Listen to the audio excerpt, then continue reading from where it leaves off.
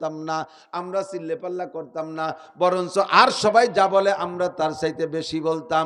চলো যাই কক্সবাজার যাই, চলো যাই কুয়াকাটা যাই, চলো যাই সরোয়ার্দী উদ্যানে যাই, চলো যাই, আসতেছে সামনে 31st নাইট।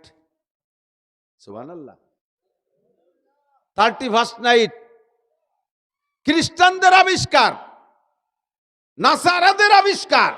31st নাইট যদি করে মুসলমানের বাচ্চা রাত্রে আনন্দ উদযাপন করে আর পয়লা জানুয়ারিকে স্বাগতম জানায়, আল্লাহে নবী পাকের বক্তব্য, কিয়ামতের ময়দানে এই সমস্ত মানুষগুলো ইহুদ নাসারাদের সাথে জাহান্নামী হবে।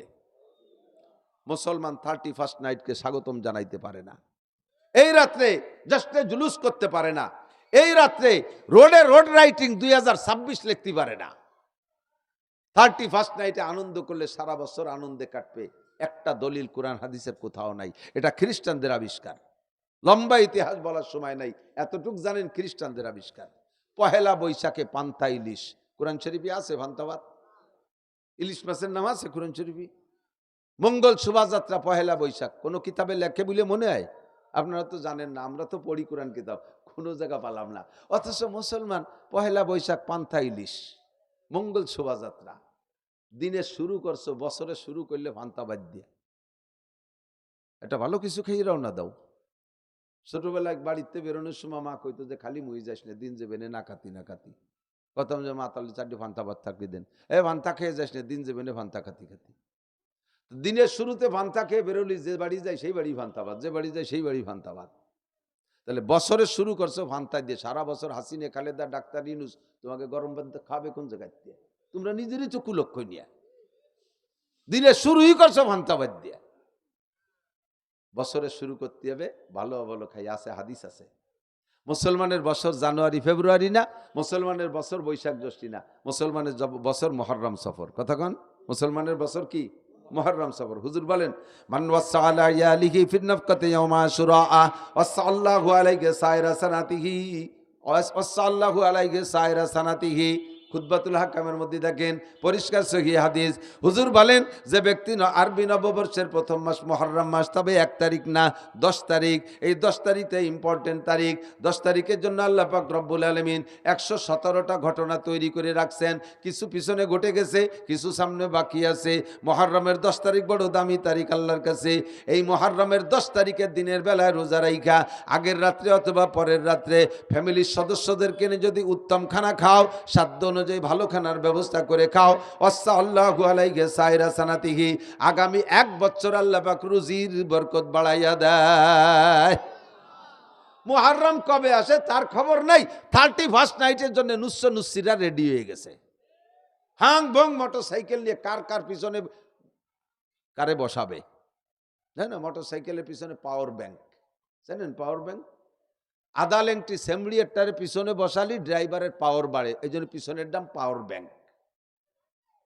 এই পাওয়ার ব্যাংক বসাইয়া এই কুয়াশা শীতের রাত্রে চলে যাবে। এই সমস্ত ভাঙ্গা রাস্তায় তো ফুসায় না, ভাঙ্গা মানে ভাঙ্গাতে ভালো রাস্তা, আরে ভালো জায়গায় দিয়ে ভাঙ্গা রাস্তা, এইটুক কোনো মতে ঢাকড়ায় ঢুকরে পার হয়ে যাইয়া বাস শুরু হয়েছে 6 লেন, একে টানে চলে যাবে যাত্রাবাড়ি পোস্টগুলা। ওইতে আবার রাতভর মার্চ করে বেড়ে। আমার সাথে সামনে তো এগুলো সাক্ষাৎ পড়ে, দেখি খেলা কারে কয়। এরা জানোয়ার রে স্বাগতম জানাতে গেছে পহেলা জানুয়ার। হারাম হারাম।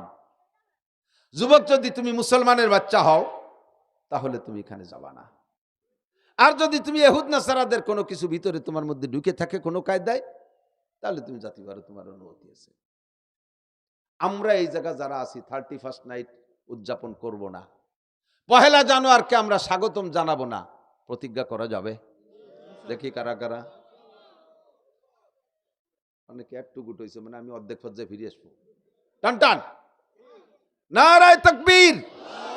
আল্লাহ হাতগুলোকে কাবার গায়ে পৌঁছাই দিও, রসুলের রওজায় হাত দেওয়ার তৌফিক দিও, সারা জীবনের সকল প্রকার কুসংস্কার থেকে ফিরে থাকার তৌফিক দিও, সমস্ত নোংরামি থেকে বেঁচে থাকার তৌফিক দিও।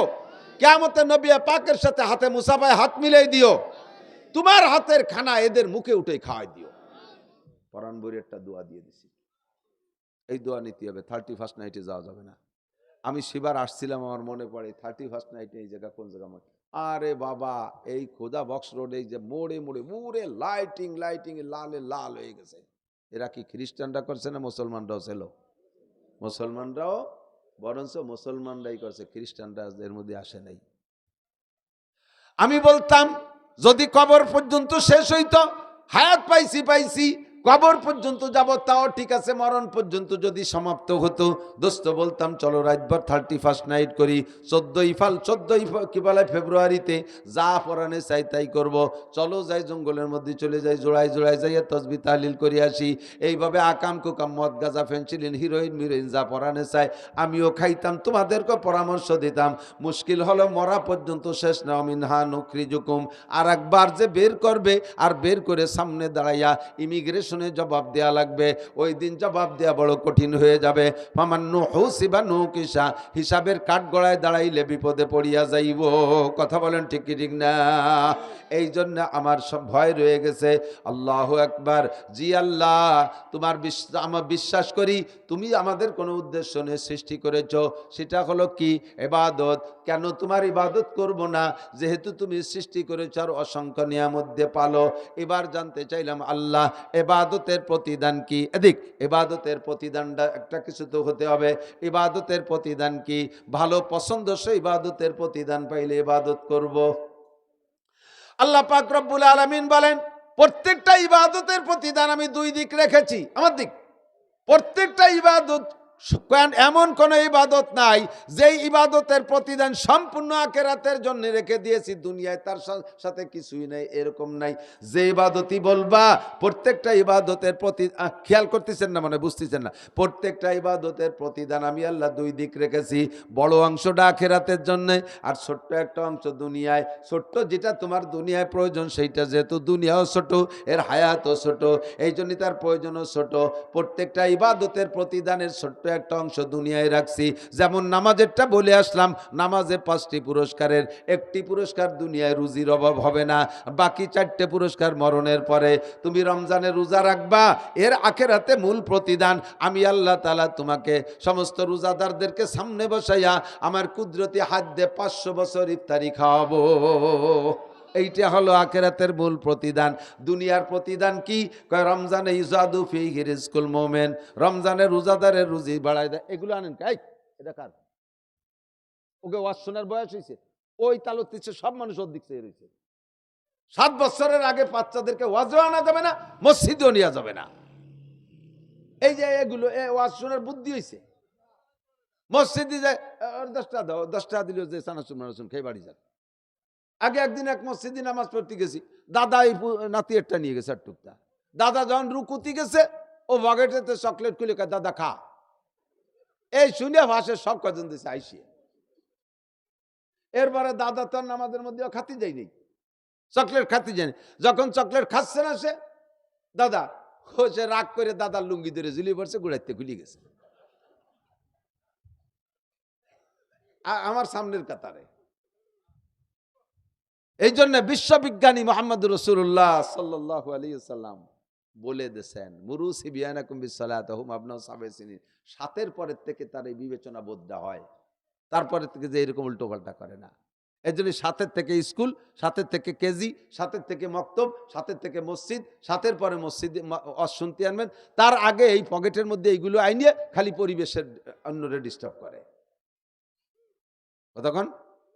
তাহলে আমি এবার হেডলাইন, আমার বক্তা চলে এসে অত্যন্ত আমাদের সকলেরই প্রিয় ইয়ং মানুষ, যুবক মানুষ, এটা আরিফ বিল্লাহ কুষ্টিয়া, সুললিত কণ্ঠের অধিকারী, সব বলবে ইনশাল্লাহ। আমি শুধু এই বলছি না যে শিরোনাম হেডলাইন ধরাই দেবে, তার মধ্যে দিয়ে স্বভাব খারাপ, আন্ডারলাইনে খানিক ডুয়ে যায়, সময় নষ্ট হয়ে যায়। তো কি বলবো? ইবাদত, ইবাদত করব। ইবাদতের প্রতিদান কি? ইবাদতের প্রতিদান আল্লাহ পাক বলেন, ফালিয়াবুদু রাব্বা হাযাল বাইত আল্লাযী আতামাহুম মিন জু' ওয়া আমানাহুম মিন খাউফ। দুনিয়ায় ইবাদতের প্রতিদান দুনিয়ার থেকে বুঝে নাও, তুমি এই ঘরের রবের ইবাদত করো। মসজিদ কো?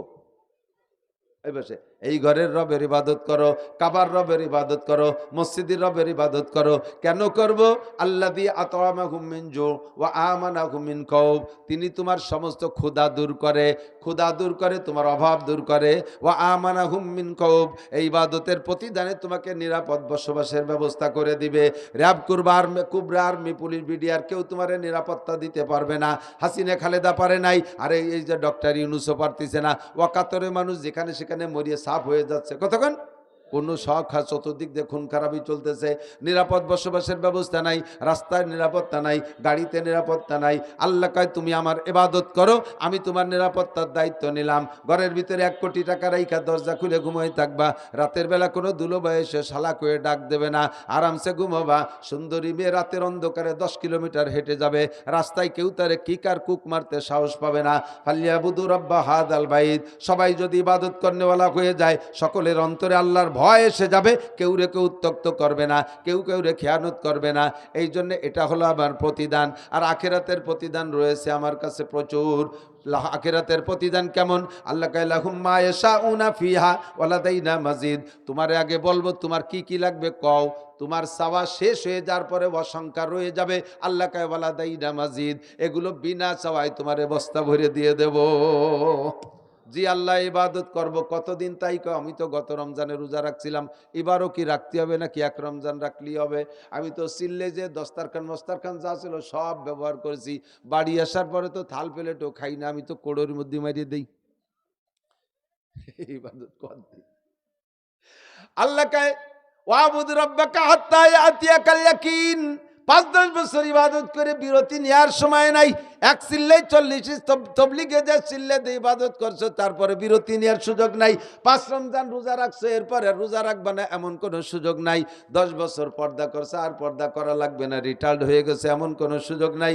ওয়াবুদ রাব্বাকা হাত্তা ইয়াতিয়াকাল ইয়াকিন, সাবালেগ হওয়া থেকে নিয়ে সব ইবাদত একভাবে মরণ পর্যন্ত করিতে হইবে।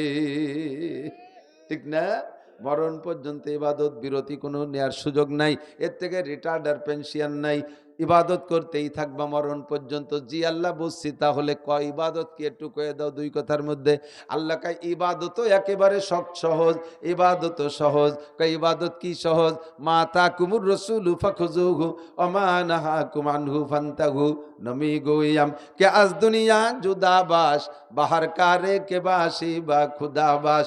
ইবাদত করার জন্য বলি না, জীবন ভরে তবলিগি সময় লাগাবা, পাহাড়ের চূড়ার উপরে বসে ইবাদত করবা, বঙ্গোপসাগরের সরের পর যে খানকা বানায় বসে থাকবা, বউ বাচ্চা বিবি বাল বাচ্চা সংসার ধর্ম করতে পারবে না তা বলি না। ইবাদত এ সবগুলো ছেড়ে দিয়ে করা লাগবে না।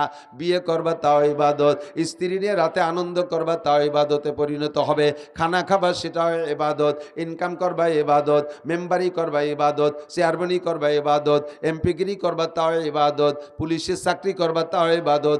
প্রত্যেকটা কাজ ইংরেজি বাংলা পড়বা, সব ইবাদত হবে। সিস্টেম হলো মা তাকুমুর রাসূলু ফাকুযু। প্রত্যেকটা কাজের ভিতরে দেখবা 2টা দিক আছে, একটা আল্লাহ রসুলের সমর্থিত দিক, আর একটা তাদের বিপরীত দিক। তুমি আল্লাহ রসুলের সমর্থন অনুযায়ী যে কাজ করবা সেই কাজই তোমার ইবাদত হবে। এই জামাটা পরবা, ডান হাত আগে দিয়ে বাম হাত পরে দিলেও পরা হয়, আবার বাম হাত আগে ঢুকে ডান হাত পরে ঢুকাইলে পরা হয়, ডান হাত আগে ঢুকাইয়া বাম হাত পরে ঢুকাইয়া বুতাম লাগাইলে সুন্নত হবে, 100 শহীদের সওয়াব হবে, পরাও হবে ইবাদত হবে। বাম হাত আগে ঢুকাইয়া ডান হাত পরে ঢুকাইলে বুতাম লাগাইলে পরা হবে, ইবাদত হবে না। প্যান্ট পাজামার ভিতরে ডান পা আগে ঢুকাইয়া বাম পা পরে ঢুকাইয়া ফিতে বেল্ট লাগাই দিলে পরাও হবে, ইবাদত হবে। বাম পা আগে ঢুকাইয়া ডান পা পরে ঢুকাইলে পরা হবে, ইবাদত হবে না। আরে খাদ্য খোরাক খাইতে গেলে ডান হাত দিয়ে খাইলেও খাওয়া হয়, বাম হাত দিয়ে মুখে দিলেও খাওয়া হয়। ডান হাত দিয়ে খাইলে সুন্নত হয়, 100 শহীদের সওয়াব, ইবাদত হয়। আর বাম হাত দিয়ে খাইলে শয়তানের খাওয়া হয়, খাওয়া হবে কিন্তু ইবাদত হবে না। ধরাই দিছি না লাইন? এবার আপনি খুঁজে দেখেন, তলাবুল ইলমে ফারিদাতুন আলা কুল্লি মুসলিম। এখন আপনার গোটা জিন্দেগিকে ইসলাম আর ইবাদতের আল্লাহর হুকুমের মধ্যে আনতে হলে আপনাকে একটু কিছু লেখাপড়া করতে হবে, কিছু জানতে হবে। জানিয়ে শুনে তারপরে আপনি ময়দানে নামেন, ইনশাআল্লাহ সহি ইবাদত, সঠিকভাবে ইবাদত কইরা জিন্দেগিটারে এভাবে কাটাবেন। কোনো কিছু ছেড়ে পেড়ে দিয়ে একবারে 12 মাস কাল তবলিগি থাকতে আল্লাহ কয় নাই, আল্লাহ কয় না, বরং আল্লাহ কয় ফাইদা কুদিয়াতিস সালাতু ফান্তাশিরু ফিল আরদি ওয়াবতাগু মিন ফাদলিল্লাহ।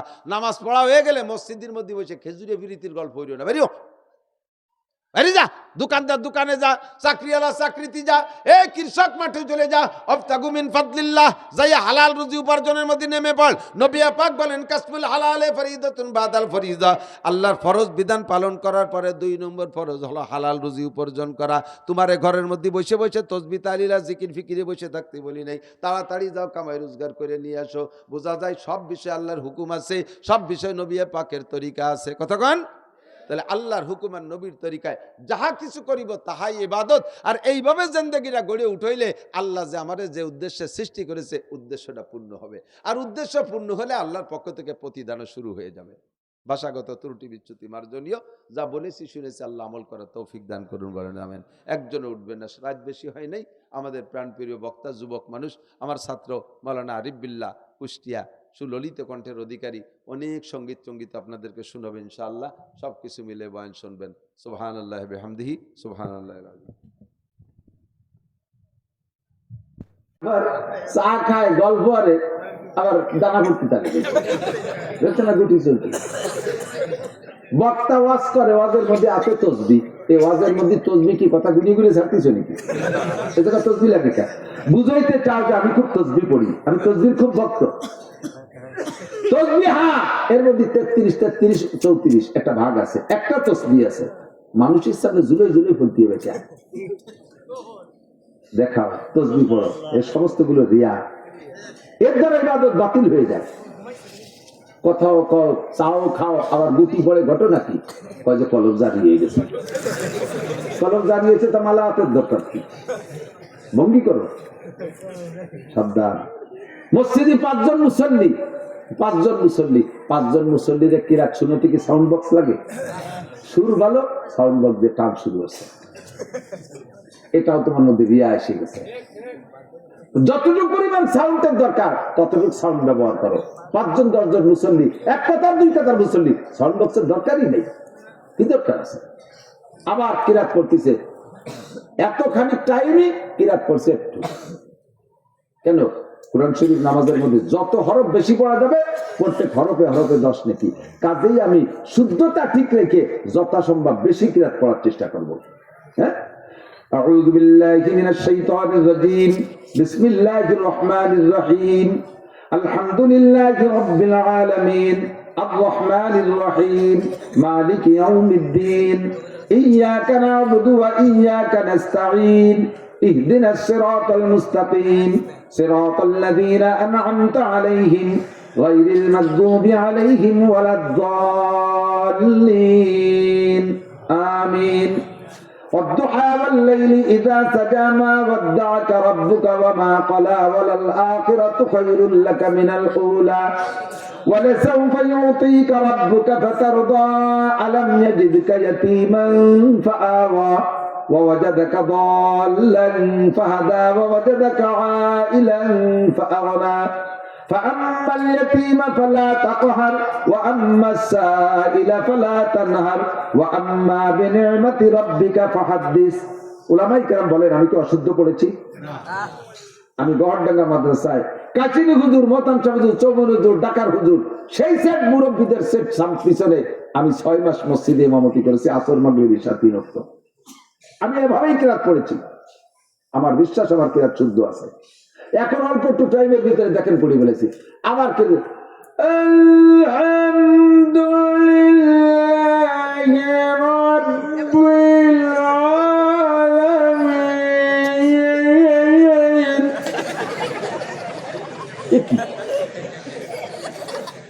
থাপ্পড় দিয়ে দাঁত ফেলে কুরআন শরীফে সেলসিয়াস গাইয়ে বাইকে বসা বানায়। খেয়াল রাখবেন, যত হরফ বেশি বলবেন। মান করা হারবান মিন কিতাবিল্লাহ ফালাহু হাসানাতুন ওয়াল হাসানাতু বিআশরি আমসালিহা। বাপ দিয়ে মুসল্লিদেরকে সুর দিয়ে ভুলতে চান, আপনার পড়ার ভিতরে যদি মাধুর্যতা থাকে, শটে শটে কিরাতের ভিতরে আল্লাহ একটা নূর পয়দা করে দেয়, তাতেই আপনার ইমামতি টিকে যাবে।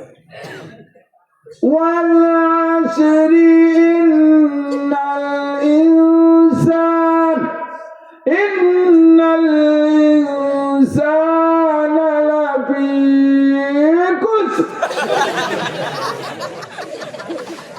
এত ঘৃণা ওরে শুনলি মনে করে নামাজ চাই দেখি কি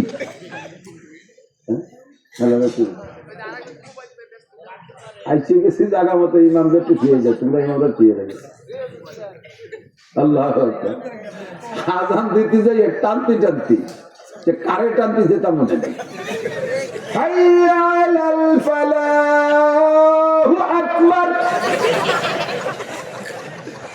তোর অত অনেক টানতে পেয়েছি কারে টানতে ভুলে গেছি।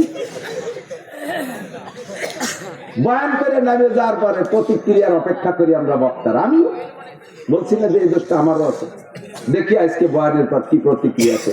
দারুণ বয়ান হয়েছে, হুজুর ফাটাফাটি হয়েছে, যেটা দেশের হুজুর করে দিয়েছি এবারে হুজুরকে প্রশংসা করতে, হুজুর তাই গলা ভাঙ্গা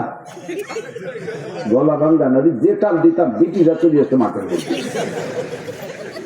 স্টেজে আসতে গেলে একটা আবাগায় দিতে হবে, এই ডাটার রুমাল মরতে হবে, উপরে টায়ার দিতে হবে, এরপরে ল্যাপটপ, এরপরে কম্পিউটার, এরপরে আলাদা পার্সোনাল ইউটিউব, এর সব নিয়ে বসা। এত ভঙ্গির কি দরকার? 50 জন পুলিশ লাগবে, 50 জন গাড়িতে আগে নিয়ে আসা লাগবে, এ কি? সবগুলো রুয়া, সবগুলো রিয়া, সবগুলো শরীর পেলে বাধা। বলতে গেলে দোস্ত খুদ্বতুল হাকামের মধ্যে লাগছে, দৃষ্টিটা আকালে টেনে যত ভালো আজ করি আপনারা খুশি হবেন, গাড়িতে চিনতে পারলে কয়টা টাকা করে দিবেন। আর কয় আর কথা কানার কাছে 200 কথা, এক মাঠে 2 চাষ দিলি মাটি নষ্ট হয়ে যায়, হুজুর একবার চোখে দিয়ে গেছে, 3 চাষ দিলি পরে মাটিতে ফসল হবে না, নষ্ট হয়ে যাবে, 1 টাকা কেউ দেবেন না, বছর নেওয়া যাবে। খুদ্বতুল হাকামের মধ্যে দেখবেন আছে আন্নাসে কুল্লুকুম হালকা ইল্লাল আলিমুন, সব মানুষ ক্ষতির মধ্যে, শুধু হুজুররা ভালো। কিছুদিন হুজুরকে ড্রিল করার পরে ওই লোক কয় না কলা আলিমুনা কুল্লুহুম হালকা ইল্লাল আমিলুন, ও দেখছে হুজুরকেও দেখছে, হুজুররা একটা মরিসি না, শুধু হুজুরকে মধ্যে যে কজন আমল করে ওই কজন ভালো, পরে আমল কজন করা কজনটা নিয়ে কয়দিন ঘুরে ফিরে ভাবছে বলা আমিলুনা কুল্লুহুম হালকা, আমল করে ওর কি, ও কি আমল করে?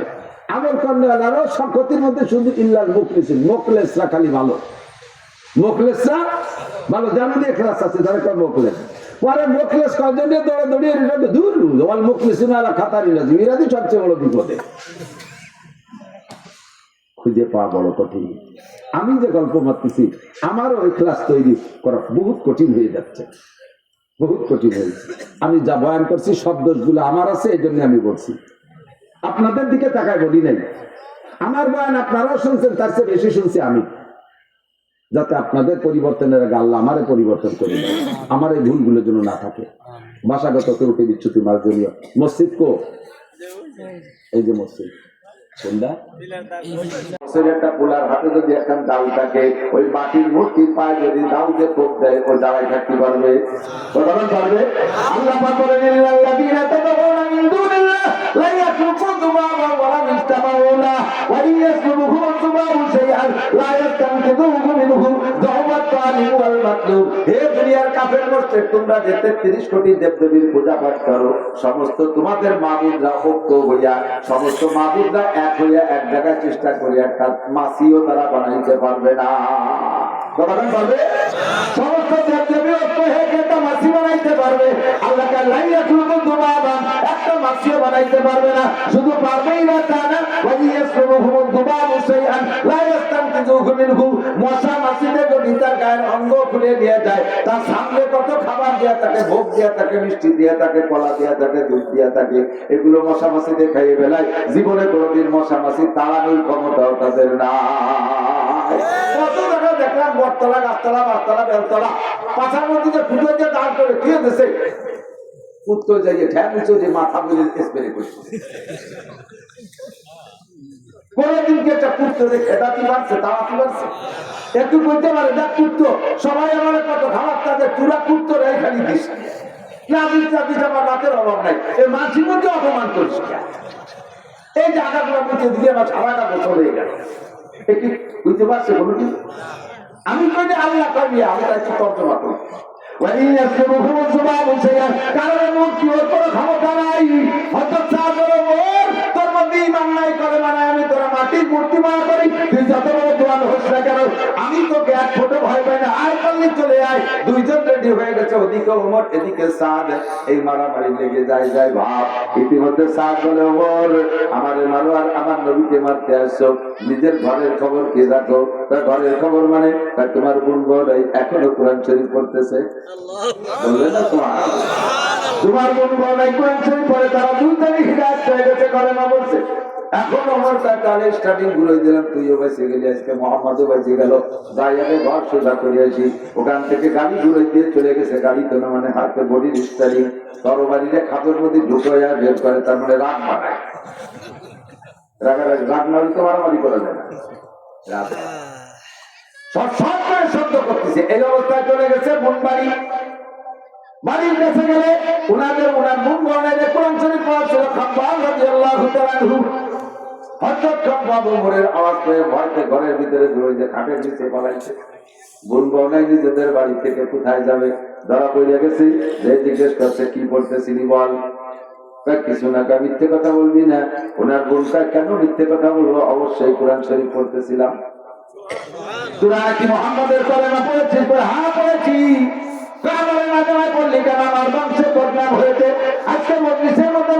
তাকাইতে পারি না, মুখ উচ্চ করে কথা বলতে পারি না। তোরা আমার ঘরে বোন ভাই বোন বগ্নিপতি হইয়া মুহাম্মাদের ধর্ম গ্রহণ করছিস, আমি কিভাবে মুখ দেখাবো? ওই মায়ের শুরু করছে, একবার বোনরে মারে বউনাইতে ঠেকায়, আবার বউনাইরে মারে বোনে ঠেকায়। দুইজন ঠেকাতে কি আর অল্মর মারতেই তালে আছে। এত মারছে যে ঘরের থেকে উঠান পর্যন্ত রক্ত বেয়ে চলে গেছে। তবুও দুইজন মুখের থেকে কোরআন ছাড়ে না, আহাত শব্দ ত্যাগ করে না। হঠাৎ করে দেখে উঠানে উঠানে না বারান্দায় যেখানে বসে পড়তেছিলেন ওনারা দুইজন, একটা চামড়ার গায়ে একটা আয়াত লেখা।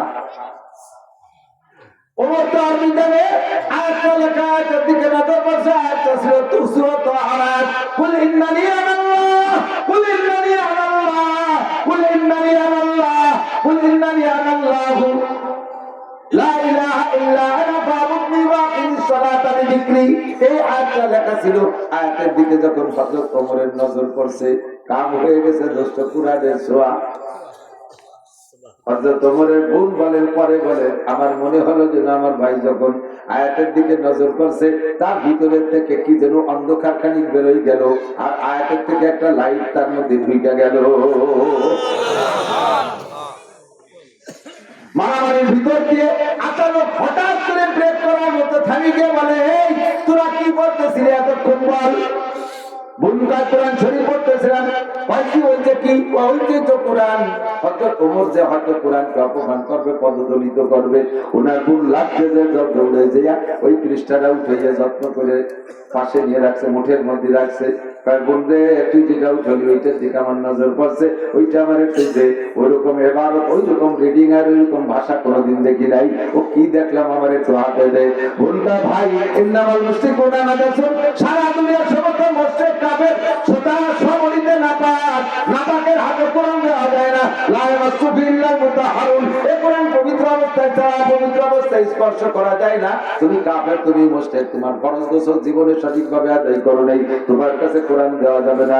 এবার ওমর কয় বুঝলে তাহলে কি হলে কোরআন ধরা যায়? তাই কম নরম হয়ে গেছে, একেবারে মাটির চাইতে কি বলা হয় মোমের চাইতে নরম হয়ে গেছে। দেখবেন বাস্তবে বিলের ভিতরে মাঠের ভিতরে চকের মধ্যে এটেলে মাটি, আর টেলে মাটির উপরে 5-6 মাস বৃষ্টি না হইলে কি পরিমাণ শক্ত হয়, খালি পায়ে হাঁটা যায় না। আবার বৃষ্টি নামলে এটেলে মাটি সব চাইতে তাড়াতাড়ি নরম হয়ে যায়। যে মাটি যত শক্ত বৃষ্টি লাগলে তত নরম হয়ে যায়। হয়তো তোমার যেমন শক্ত, আরে বৃষ্টি নামবে, বৃষ্টি ভিজে বৃষ্টিতে হয়তো তোমার এমন নরম হয়ে গেছে, এখন আর ঘুমায় ঘুমায় কান দেওয়ার কথাই বলতে পারে না। বলে বোন তাড়াতাড়ি বল, এইটা ধরা যায় কি হইলে বলে তাই করে দে। তোমার গোসল করতে হবে, পানি এনে দে, আমি গোসল করি, আমি কোরআন শরীফ ওইটা দেখবো। এবার গোসল করাইছে, বোনের কয় ভাই তোমার পরনের কাপড়ও না পায়, ওই কাপড় পরা অবস্থায় ধরা যাবে না। তাহলে তোমার কি করতে হবে? তোমার কাপড় পাল্টাইতে হবে। ভগ্নিপতি রাখছে কাপড় পরাই দিয়া, এরপরে হযরত ওমরের হাতে কাগজটা দিয়েছে। হযরত ওমর পরে আর বুক ফুলাইয়া চোখ দিয়ে পানি দর দর করে ছেড়ে দিয়ে কান্দে। অবস্থা যখন পরিবর্তন, খাব্বাব রাদিয়াল্লাহু তাআলা খাটের নিচ থেকে বেরিয়ে আসছে। তুমি তুমি কে? আমি তাদের উস্তাদ, আমি পড়াইতেছিলাম। খাব্বাব, যাবো মুহাম্মদুর রাসূলুল্লাহর কাছে, তার আগে তুমি আমার এই জায়গাতে কলেমা পড়াই দাও। এখান থেকে ওখানে যার আগেই যদি আমি মারা যাই, এই ফাঁকে যদি মারা যাই, তাহলে আমি বেঈমান হয়ে মরণ হবে। আমার তাড়াতাড়ি আগে কলেমা পড়াইয়া দাও। আল্লাহু আকবার। কোরআনে সূরা হযরত ওমরের জিন্দেগি পাল্টে গেছে, পরিবর্তন। এবার আমি রাসূলের কাছে যাব, উনার মন বনাইকা নারে ভাই করে নিতে সাহস পাই না। তুই আমার নবীর জায়গাত করবি, আর লজ্জা দিস না, আর লজ্জা দিস না, আমার একটু যাইতে দে। ওরে যেই চেহারাটার পর এতদিন শত্রুতাই ছিল, অন্তরে অন্তরে চেহারাটা এখন অন্তরে আন্তরিক মহব্বতের পাত্র হয়ে গেছে। হযরত খাব্বাব সাথে করে নিয়ে যাচ্ছেন। ওই দিন ছিল শুক্রবার সকালবেলা। হযরত খাব্বাব বলতেছে, গত রাতে হযরত আরকাম রাদিয়াল্লাহু তাআলা আনহুর বাড়ি, নবী আলাইহিস সালাম আর আমরা নারী পুরুষদের 39 জন সাহাবা, হুজুরের মাদ্রাসার ছাত্র তখন 39 জন। আমরা 39 জন বসে হুজুরকে সাথে নিয়ে হুজুর দোয়া করতেছিলেন, আর হুজুর বলতেছিলেন, আল্লাহুম্মা হাদি ইহদাল উমারাইন, আল্লাহ দুই ওমরের এক ওমরের হিদায়াত দাও। এক ওমর হলো আবু জাহেল, তার নাম আমর, আর এনার নাম হলো ওমর। দুই ওমরের এক ওমরের হিদায়াত দাও। সম্ভবত তোমার নামে দোয়া কবুল হয়ে গেছে ভাই ওমর। আমাদের একদিন ছিল যে নবীর দোয়া বৃথা যাইতে পারে না। চলো, নবী আলাইহিস সালাম যাইতেছেন, ভিতরে তো খবর হয়ে গেছে, জিবরাইল খবর পৌঁছে গিয়েছেন। জয় আল্লাহ, সুবহানাল্লাহ। হুজুর বলেন, দরজা খোলো, আমার ওমর আসতেছে। সাহাবায়ে কেরাম বলে, হুজুর ওমর আসলে তো সে আপনার পর আক্রমণ করতে পারে। সেদিন চলে গেছে, ও জমানা গুজার দিয়া জবখালির কা পাট্টা উড়ায়াটার টাকা, সে সময়টা চলে গেছে, এখন আর ভয় নাই। আসতে যাবার ওমরকে, হযরত ওমর যে তরবারি খান পায়ের কাছে রেখে বলে, হুজুর এই তরবারি নিয়ে আসছিলাম, আপনার পল্লা কাটছে, এখন পল্লাটা আপনার কাছে আমি জমা দিয়ে গেলাম। আমার পল্লা আপনার কাছে জমা দিয়ে গেলাম। হযরত ওমর রাদিয়াল্লাহু তাআলা কান্দে বলে, হুজুর আমি খাব্বাব